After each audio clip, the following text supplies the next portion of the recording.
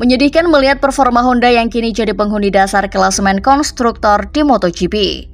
Kehilangan Marc Marquez dan pengembangan RC213V yang terkesan mandek membuat Honda kian terpuruk dan kini tidak terlihat tanda-tanda akan bangkit dalam waktu dekat.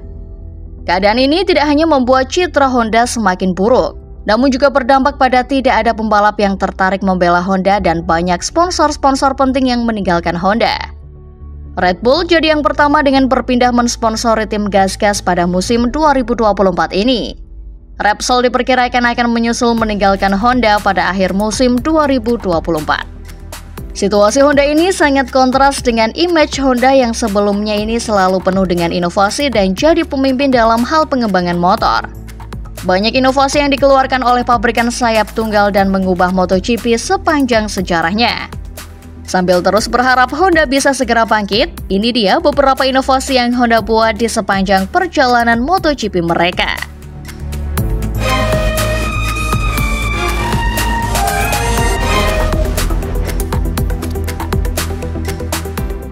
Honda NR500. Sewaktu adanya regulasi pembatasan jumlah silinder yang boleh dipakai pada musim 1966, di mana semua tim hanya diperbolehkan menggunakan mesin 4 silinder, Honda adalah pabrikan yang paling keras menentang adanya regulasi ini. Bagaimana tidak, dari tahun 1955 saat Honda pertama kali bergabung hingga 1966, motor multisilinder adalah senjata Honda melawan motor-motor 2 tak. Honda kerap kali membuat motor dengan jumlah silinder yang banyak agar bisa dikebar di RPM yang sangat tinggi untuk menyaingi respon mesin 2 tak yang lebih instan. Pembatasan silinder menjadikan mesin 2 tak memiliki keunggulan mutlak dari mesin 4 tak yang lekat dengan Honda. Apalagi MotoGP atau GP500 mengharuskan semua motor untuk memiliki kapasitas yang sama, membuat mesin 4 tak semakin terpojok. Karena itu Honda memutuskan untuk mundur dari GP pada akhir 1966. Namun pada tahun 1977 Honda mengumumkan akan kembali ke lintasan balap GP500 dengan motor 4 tak. Untuk mencapai tujuan itu kemudian dibentuk tim development khusus yang bernama Tim New Racing atau disingkat NR Team. NR Team kemudian langsung mendevelop motor 4 tak paling mutakhir pada waktu itu yang sanggup untuk bersaing dengan mesin 2 tak. Motor itu adalah Honda NR500. Honda NR500 menggunakan mesin V4 oval silinder 32 katup per mesin 499 cc. Mesin V4 oval silinder pada dasarnya adalah mesin V8 kalau dibuat menggunakan silinder konvensional. Agar tidak melanggar regulasi, Honda menciptakan oval silinder yang mana merupakan 2 silinder konvensional yang dilebur menjadi 1 sehingga berbentuk oval memanjang. Sehingga kalau dilihat Honda tetap menggunakan mesin 4 silinder padahal sebenarnya menggunakan mesin 8 silinder. Bentuk mesin yang seperti itu memungkinkan Honda membuat ruang katup menjadi 32 buah yang kemudian dipatik menggunakan 8 busi. Untuk menghemat bobot mesin, Honda membuat chassis monokok yang menyatu dengan bodi berbahankan magnesium. Saking ekstrimnya usaha Honda untuk menghemat bobot, bahkan part-part perintilan lain dibuat dengan bahan aluminium, magnesium, dan carbon fiber. Honda juga meriset carbon fiber untuk dijadikan bahan bodi untuk motor di masa depan. NR500 akhirnya debut di GP Inggris pada akhir musim 1979. Sayang, NR500 ternyata terlalu kompleks dan over-engineering untuk meraih hasil yang memuaskan untuk Honda. Sebesar-besarnya usaha Honda membuat NR500 kompetitif, kompetitor Honda yang menggunakan motor 2 tak selalu selangkah di depan Honda dan meninggalkan Honda. Meskipun gagal, teknologi-teknologi eksotis yang Honda pakai di NR500 kedepannya juga akan dipakai di penerus-penerusnya di masa depan. Beberapa part yang tetap bertahan adalah suspensi karbon magnesium, velg Comstar Carbon, swing arm carbon, dan disc brake carbon yang kemudian diturunkan ke NS500 dan NSR 500. Mesin Big Bang pertama. Sesudah gagal dengan NR500 dan sukses juara dunia dengan Honda NS500 yang bermesin 2 tak, kedatangan ban radial membuat Honda meninggalkan NS500 dan membuat mesin V4 yang bisa menyaingi Yamaha. Honda NSR 500 pun lahir pada 1984. Pada awal kemunculannya, NSR 500 terkenal karena sulit dikendalikan. Bahkan meski mampu menjuarai musim 1985 bersama Freddie Spencer, 1987 bersama Wayne Gardner, dan 1989 bersama Eddie Lawson, NSR 500 tetap terkenal sering membuat cedera rider-rider Honda yang lain. NSR 500 juga dituding menjadi penyebab Freddie Spencer mengalami penyakit syaraf yang membuat karirnya anjlok setelah musim 1986. Maka dari itu, Honda kemudian membuat sistem pengapian baru yang bisa meredam power NSR 500 yang brutal. Sistem pengapian itu menjadi pengapian yang sebelumnya terus berlangsung selama mesin digeber. Sistem pengapian lama ini kemudian dinamakan Big Bang. Pengapian Screamer tidak memiliki jeda antar pengapian. Setiap crank melakukan pengapian secara berurutan terus-menerus bergantian.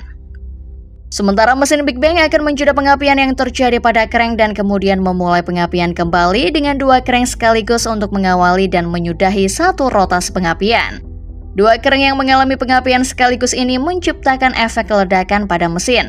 Setelah ledakan tersebut, mesin akan mengalami kekosongan tenaga sejenak sebelum pengapian dimulai lagi. Mesin ini sukses membuat Honda NSR 500 menjadi lebih friendly terutama untuk rider-rider satelit Honda. Honda juga sukses memenangkan gelar 1994, 1995, dan 1996 bersama mesin Big Bang dan Mick Doohan. Namun berbeda dengan regulasi saat ini yang lebih menguntungkan mesin Big Bang. Penyetingan mesin pada waktu itu terbatas pada settingan yang dilakukan secara analog sehingga terkadang kesalahan pengapian terjadi. Mick Doohan yang merupakan pembalap andalan Honda pada waktu itu juga tidak menyukai pengapian Big Bang. Kendati memang menjinakkan mesin dengan lebih efektif, namun kekosongan tenaga sesudah ledakan besar terjadi membuat respon mesin terjeda pada saat menikung. Karakteristik ini yang tidak disukai oleh Doohan, di mana Mick Doohan lebih menyukai mesin yang terus-menerus mengisi tenaga daripada yang terjeda. Maka dari itu, pada musim 1997, Honda kembali menggunakan mesin Screamer atas permintaan Doohan, di mana pada musim 1997 adalah musim paling dominan bagi Doohan dan Honda. Di mana pada musim itu, Honda memenangkan semua balapan GP500 yang berjumlah 15 seri dan Doohan memenangkan 12 balapan dari 15 balapan itu. NSR 500 kemudian tetap menggunakan pengapian Screamer sampai akhirnya pensiun di akhir musim 2002. Meskipun tidak lanjut digunakan di sisa musim bersama NSR 500, mesin Big Bang menjadi salah satu mesin yang sering dipakai pada era MotoGP 4 tak. Kini bahkan di musim 2024 semua tim menggunakan pengapian Big Bang. Traction control dan mesin V5.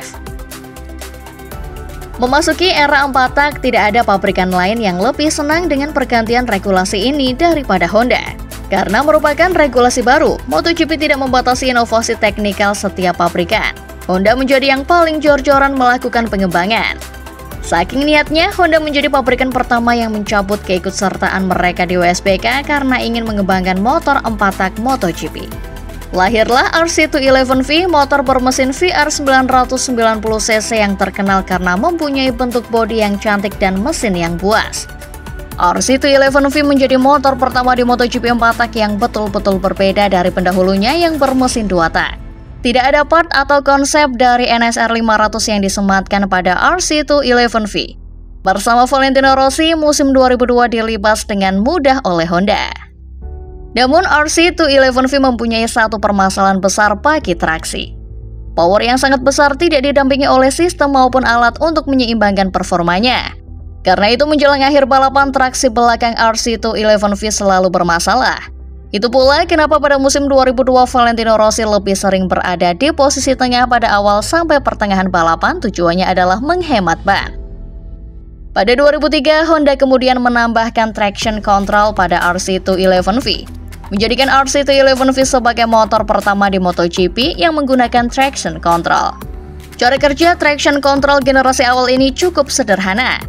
Terdapat sensor yang dipasang di sekitar swing arm. Saat sensor mendeteksi adanya slide berlebihan, maka sensor akan memotong sedikit tenaga motor untuk membuat motor lebih terkendali. Kinerja traction control generasi awal ini belum maksimal dan masih agak sedikit clunky, membuat motor masih sering mengalami slide. Era 990cc memang tidak bisa dilepaskan dari power slide. Motor-motor brutal dengan bantuan elektronik yang minim, slide menjadi salah satu cara membawa motor yang efektif pada musim itu. Meski belum terlalu berdampak, Honda terus-menerus mengembangkan sistem traction control mereka sampai di masa depan. Kini, walau Honda dan tim lain menggunakan traction control standar Magneti Marelli, tim HRC WSBK yang kini melanjutkan pengembangan traction control in-house Honda saat ini. Seamless Gearbox. Pada akhir era 800cc, tepatnya pada musim 2011, Honda memperkenalkan Seamless Gearbox untuk motor RC212V mereka. Sistem ini dikembangkan untuk memperluas proses pergantian gigi agar tidak terjadi power loss yang signifikan baik saat naik gigi maupun turun gigi. Honda mengembangkan sistem di mana pergantian gigi dibuat tidak memiliki jeda. Prinsipnya adalah menempatkan sebuah gigi peralihan di antara gigi utama motor. Jadi misalnya pada saat motor berpindah dari gigi 3 ke 4, sebenarnya motor belum benar-benar berpindah gigi namun berada di gigi peralihan di antara gigi 3 dan 4. Hal ini benar-benar membantu motor tetap mempertahankan power kendati turun RPM. Nanti pada saat RPM tertentu teraih baru gigi tersebut benar-benar pindah. Karena berada di tengah, maka saat naik maupun turun tidak terjadi jeda yang signifikan. Penjelasan barusan memang merupakan versi sederhana dari Seamless Gearbox. Kalau dibahas lengkap, tentu sangat sulit menjelaskan karena mekanismenya memang banyak dan cukup rumit. Honda berhasil menyempurnakan Seamless Gearbox Up Gear terlebih dahulu pada 2011 dan menyusul Seamless Gearbox Down Gear pada 2013.